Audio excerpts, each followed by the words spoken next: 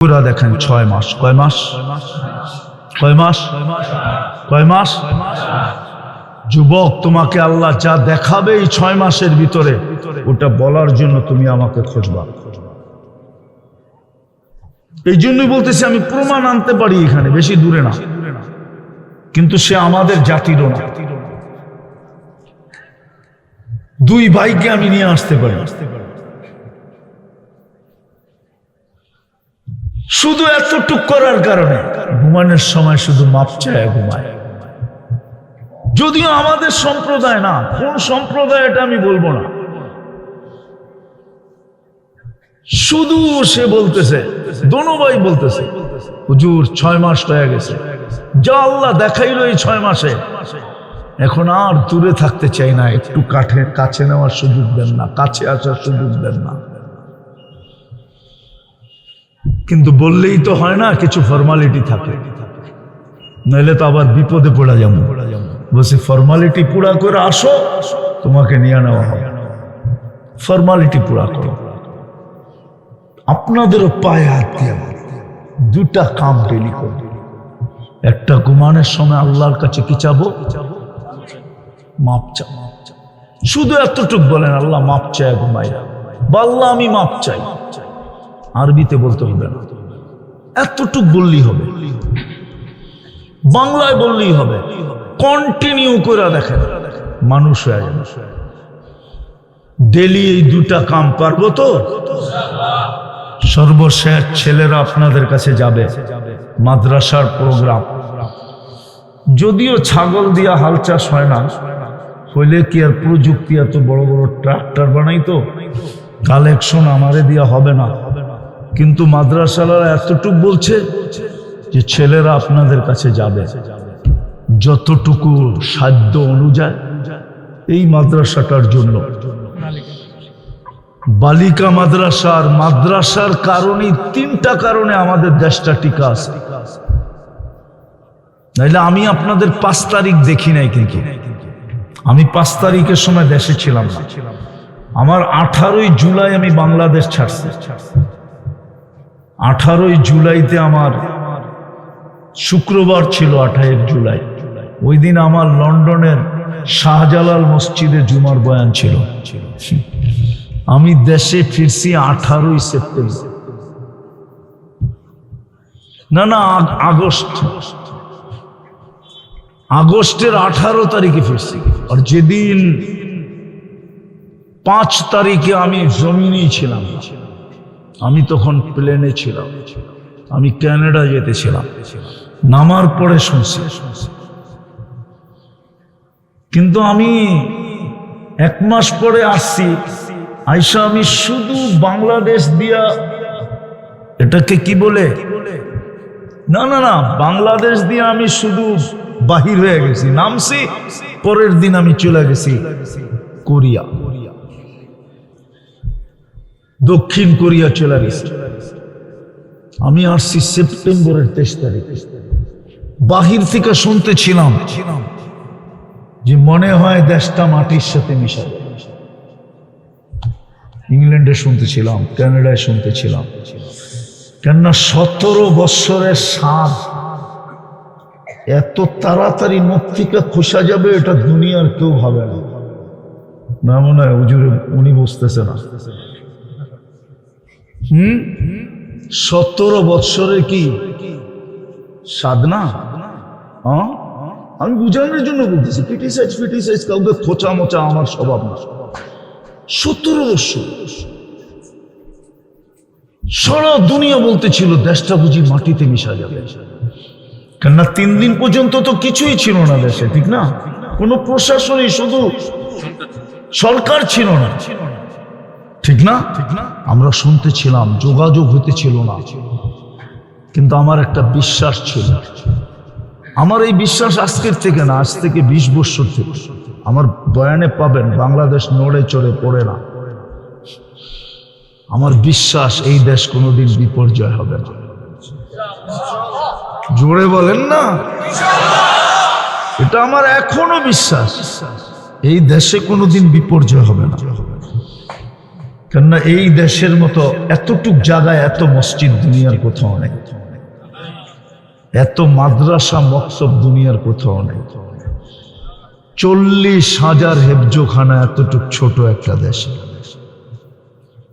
তৃতীয় হইল এই দেশের মতো আলেম ওলামা আল্লাহওয়ালা দুনিয়ার কোন দেশে নেই। শুধু এটা উপরেরটা বললাম, মাটির নিচেরটা বললাম না। মাটির নিচেও একটা আধ্যাত্মিক শক্তি আছে এই দেশে। এই জন্য এই দেশ নিয়ে যে খেলতে চায় না, ও ইতিহাস না যাই না খেলবে, ইতিহাস জানলে কোনোদিন খেলবে না। বিশ্বাস হয় আপনারা আমার কথায়? যদি কেউ এই মাটি নিয়ে খেললো তো মাটি প্রথমে ওকে রান আউট করতে চাবে, যদি রান আউট না হয় তো বোল্ড আউট করবে, আর যদি বোল্ড আউট হইতে না চায় তো একবারে ছক্কা মায়েরা বাউন্ডারির বেড়ে করবে। এটা হলো এই মাটির বৈশিষ্ট্য। আপনি জানেন না এই মাটির ভিতরে আধ্যাত্মিক শক্তি আছে। আমি এখন বলবো না, আমার কাছে সময় নেই।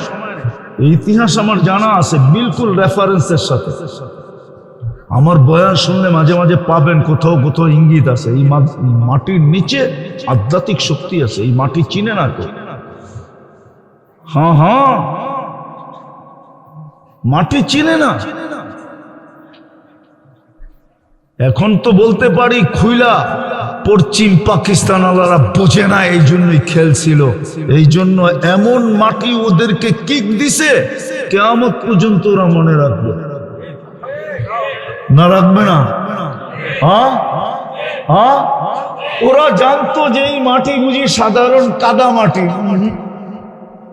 এটার নিচে কি আছে আপনি জানেন না। এই জন্য এই তিনটা জিনিসের কারণে বিপর্যয়ের থেকে আমাদের দেশ বেঁচে আসে। নাইলে করোনার সময় যেইভাবে চিৎকার দিছিল বাংলাদেশের কিছু সুশীল মানুষ আর বুদ্ধিজীবী, বলছিল বাংলাদেশে নাকি দাফন করার জন্য লোক পাবে না, অথচ দুনিয়ায় সবচেয়ে সুন্দরভাবে করোনার রোগী বাংলাদেশে দাফন হয়েছে। সমস্ত করোনার রোগী যারা মারা গেছে তারা আলেম ওলামাদের হাতে দাফন হয়েছে। এককভাবে আলেমরা ওদের জানাজা পড়ছে। বাংলাদেশ যদি করোনার সময় বিপর্যয়ের থেকে বেঁচে থাকে দুনিয়ার একটা দেশ, 1 নম্বরে WHO তে প্রথম নামটা বাংলাদেশ। আপনি যান WHO দেখে আসেন, আমেরিকাতে আছে ওদের হেড অফিস। সারা দুনিয়ার স্বাস্থ্য সংস্থা ওটার ভিতরে প্রথম নামটা বাংলাদেশের, যারা করোনার ভিতরে সবচেয়ে বেশি করোনাকে প্রতিরোধ করছে। কিন্তু আপনারা তো একটা মাস্ক দিয়ে 3 বছর চালাইছেন, ঠিক না? একটা দিয়ে কয় বছর? তাও ওয়ান টাইম, খালি জেবে রাখছে, কেউ দেখলে একটু নাকের কাছ দিয়ে রাখছে, ঠিক না? মাস্ক পর্যন্ত আল্লাহর কাছে পানা চাইছে। আল্লাহ কোন দেশে পাঠাইলাম? সাংবাদিক জিজ্ঞাসা করলে কয় টেলিভিশন তো এত বড় বড় দেখি, নাকের ছিদ্র তো এত বড় না, এটা যাইব কোন দিক দিয়া?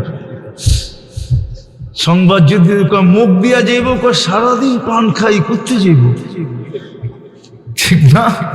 এরকম সচেতন যেই জাতি, কেন বাচ্চেন জানেন? এই 3 কারণে। ওই সময় হুজুররা অনলাইনে পড়াইছে, সমস্ত মাদ্রাসাগুলা অনলাইনে চলছে, হেফজোখানাগুলা চলছে। রাত্রে উঠে চোখের পানি চড়াইছে।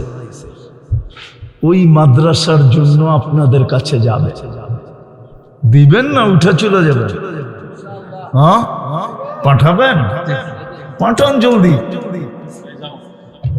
যান যান যান। বড় বড় নোট দিয়েন, ছোট ছোট দিয়েন না। হ্যাঁ, পারলে করকইরা দিয়েন, একবারে পুরানটা দিয়েন না। দেন, খালি হাতে যান না। এই উম্মত 1 নেকি দিয়া জান্নাতে যাবে, আপনিও 1 টাকা দিয়া জান্নাতে যেতে পারবেন। আর যদি কেউ বড় অঙ্ক দিতে চান তাহলে দিতে পারে। আসেন, কেউ বড় অঙ্ক দিবেন, 5,000 10,000 আরে এখন না, দেখ পরে দিল 5,000 10,000 20,000 পরে দিল। এখনই দিতে হবে এরকম কোনো জরুরি না, বড় অঙ্ক হলে পরে দিলেও চলবে। বলেন জলদি জলদি, এখনই দোয়া হয়ে যাবে।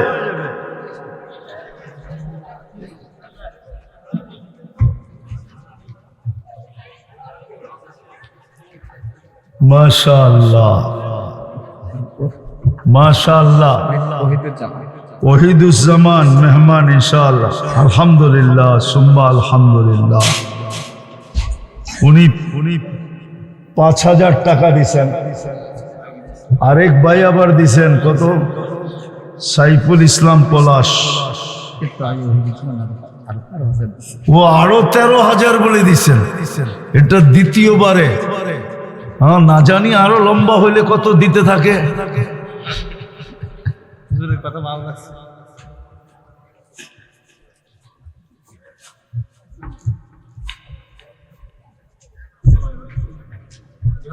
আপনার কাছাকাছি আসছি আপনাকে একটু দেখার জন্য, বয়ান শুনছি, মোবাইলে দেখছি, আল্লাহ সুযোগ করে দিচ্ছে আপনার ফেসটা সরাসরি দেখলাম। আলহামদুলিল্লাহ। দাবি হলো দেশের মানুষ হিসেবে আমরা বর্তমান সময় দেশটা নিয়ে একটু টেনশন আছি তেলের ব্যাপারে। আল্লাহ আমাদের কেমন এই দোয়ার জন্য এটা নিয়ে একটু এখন যেভাবে বলছেন এই দোয়ার জন্য ইনশাআল্লাহ ইনশাআল্লাহ।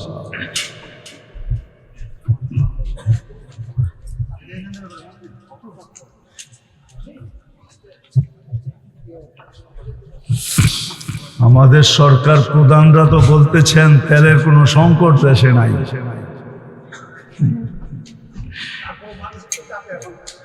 কিন্তু আমি বুঝি না,